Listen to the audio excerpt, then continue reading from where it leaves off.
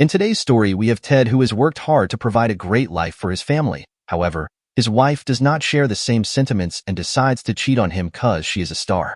Dear listeners, please subscribe so we are able to bring more amazing content for you. Also share your views on the video in the comments section. Like this video if you find it good. I'm Ted, and I'm a 54-year-old man. My wife Kathy is 51 years old, and we've been married for the last 24 years. This year, I'm planning to throw my wife a 25th anniversary party. I own a bakery that was passed down to me by my father. While I enjoy running the bakery, Kathy works in a local accounting firm and makes a lot more money than I do. We have two wonderful children, a 20-year-old son and a 19-year-old daughter who have moved out to create their own lives. They've become independent, and we're proud of the individuals they've become. Our family is my source of happiness, and I'm looking forward to celebrating our 25th anniversary with Kathy. It's been a great journey, and I can't wait to mark this special milestone with a memorable celebration. Kathy is a very outgoing person, and she absolutely loves going out for parties.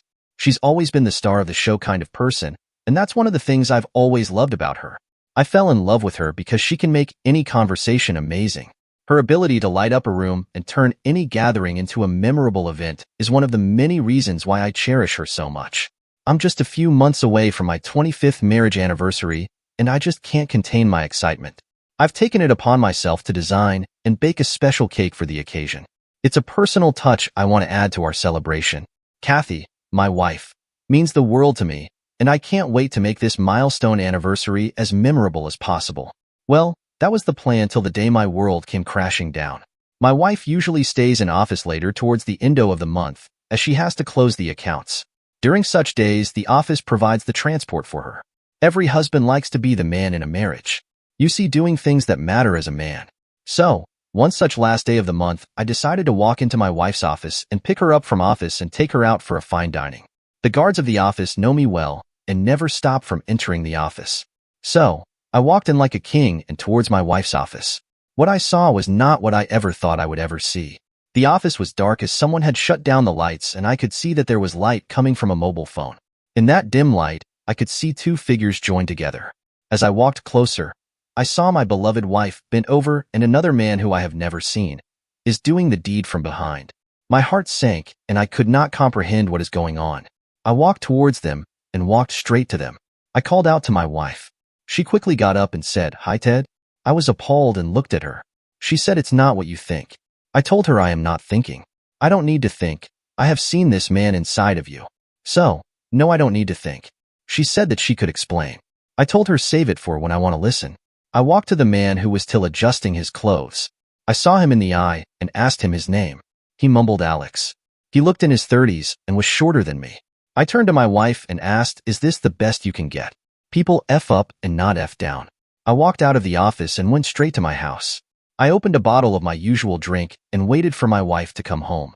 Around 11 p.m. she walks in, and I asked her to sit right in front of me. I explained that I have set up a video camera and I started to record. I asked her to sit on the chair that has been set up. She tried to walk away, but I told her she can only delay it, not escape it. She sat down and arrogantly shot at me. "Go ahead, ask your questions." I asked her how long has she been cheating on me. She kept quiet. I asked again and she replied 6 months. I asked her why did she do it? Her response was not what I expected.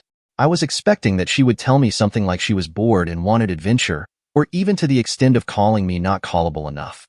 What she said was beyond my imagination. She said, "She is good looking. She is beautiful and she deserves it." She said that she is a star and everyone love her, so she needs to share her love. My only response was, "Are you dumb? Or you think I am dumb enough to believe that nonsense? Who has such a thought process?" I asked, "Have you been sleeping with others as well?" She said yes. I was stunned. I felt that I am the biggest douche on the planet. My wife adding a body count and I am here busting my bum in a bakery. I asked her if my kids my own, to which she said yes. I will get a DNA test done on them, but I don't see any use. I cannot disown them after spending all my life with them. I told her, "Now that you are caught, what do you want?" She said, "What do you mean?" I told her that I do not want her in my life anymore, and she needs to leave. She agreed and told me that she will leave in the morning. I was livid. I said, "After 24 years of marriage, you make a fool out of me. You are such a jerk." I did hurl a few more NSFW words. She calmly looked at me and said, "You were lucky that I married you. You were a nobody when I married you. You are who you are because of me." I laughed and said, "Yes, I busted my bum in that bakery to give everyone a good life. She then said something I never imagined. She said, so much effort, and yet you are still a loser. I controlled my urge to let my primal instincts take over. I was hurt inside and could not imagine that this is the same person I live with for 24 years. I guess there was a veil she had over her that was hiding this side of her. Sitting with her, I had the same look on my face as Will Smith had when Jada Pinkett Smith told him that she was cheating on him. I had tears in my eyes, but I was holding them back. Somehow the night went on. I did not sleep. Kathy took all night to pack her belongings. In the morning, it was over. She left. It was a few days away from our 25th marriage anniversary. In the afternoon, I called my kids home, and with a heavy heart, I explained what has happened and played the video for the kids. I stopped going to the bakery for a few days and told my staff to manage things. A few days later, Kathy called and asked to meet and discuss our separation. We met and I explained that I would not part with any of my property. Kathy agreed and told me since she earns more, she will not be paying any alimony. We agreed not to touch our shared assets as they will be transferred to our kids. Soon we got divorced. Eventually, I started going back to my bakery and started getting back with my life. Since the town we live in is a small one, everyone knew each other. My customers at times gave me sad and consoling looks, and I did not like it. I used to hear about Kathy sometimes when some of my customers used to talk about her. I also started going to a local bar as I did not have anyone waiting for me at home. I used to meet a lot of people there. One such evening I met Tony. He was almost 60, and we used to share interests in sports and politics. I told him about Kathy and how that incident has changed my life. He asked me to pick up new hobbies and work my way to success.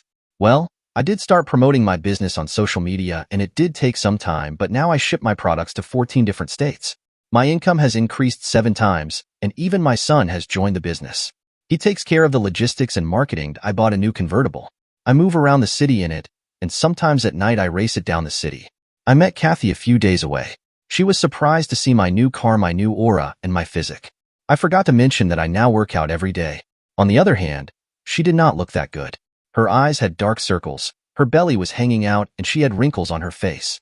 It could also be that I could not see her real beauty as I no longer love her. She asked me if we could sit down for a coffee.